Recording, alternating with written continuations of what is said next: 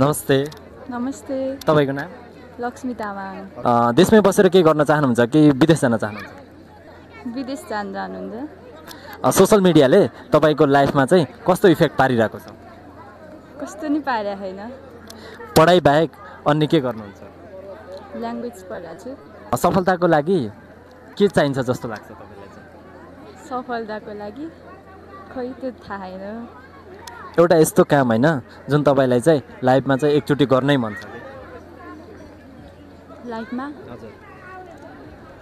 खै अब के भन्ने त्यो नि थाहा छैन मलाई। तपाईलाई के लाग्छ अहिलेको पुस्ताहरू चाहिँ स्मार्ट छ कि कन्फ्युज? स्मार्टै छ।